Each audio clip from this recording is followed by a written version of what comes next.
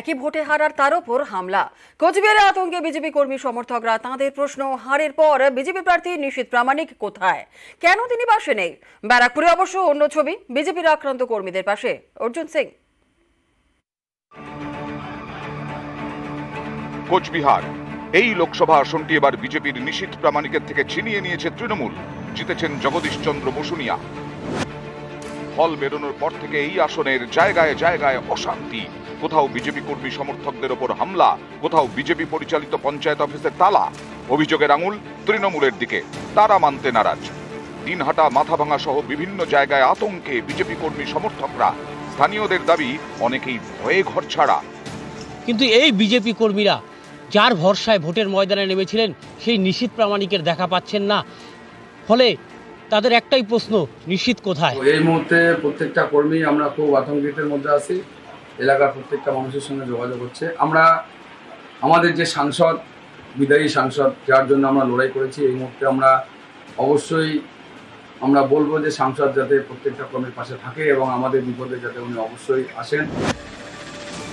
BJP কর্মী সমর্থকরা ভয়ে সিটিয়ে নেতাদের পাশে পাওয়ার অপেক্ষায়। বিজেপি রাজ্য সভাপতি বললেন প্রতিবাদ করতে।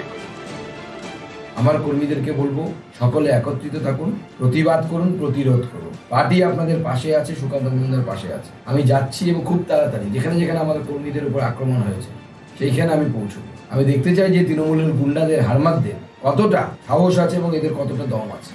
এই পশ্চিমবাংলার এই কালচারটাও তো তৃণমূল কংগ্রেসের এতগুলো সিট পাওয়ার পর এই কালচারটা ছেড়ে দেওয়া উচিত। মারপিট ঝামেলা করে এসব করে বন্ধ, যেখানে যত বেশি মারপিট হয় সেখানে তত বেশি যেতে। আমার উপরে যত বেশি অত্যাচার হয়েছে আমি জিতলাম তো। জেলায় জেলায় চাপে কর্মী সমর্থকরা, নানা জায়গায় হামলা। এরই মাঝে বিজেপি নেতাদের নানা মন্তব্য।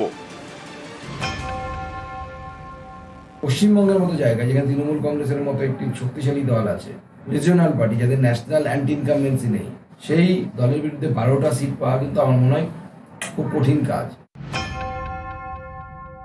আমাদের কিছু ভুল ত্রুটি ছিল যেটা আমরা বুঝতে পারিনি।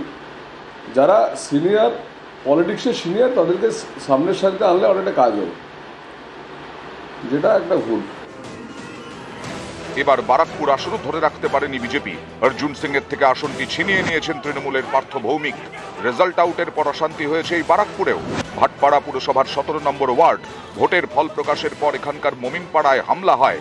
মঙ্গলবার গভীর রাতে বিজেপি সমর্থকের বাড়িতে বোমা ছোড়া হয় বলে অভিযোগ।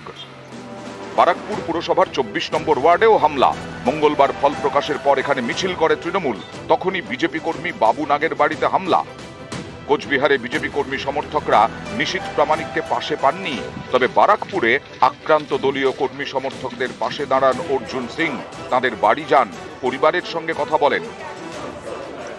বিজেপিকে ভোট দিয়েছে তাই জন্য বোম ফেলেছে, বিজেপিকে অর্জুন সিংকে সমর্থন করে তাই জন্য তার উপরে হামলা। 2021-এ যে পোস্ট পোল ভায়োলেন্স ছিল তার পুনরাবৃত্তি আবার শুরু করেছে।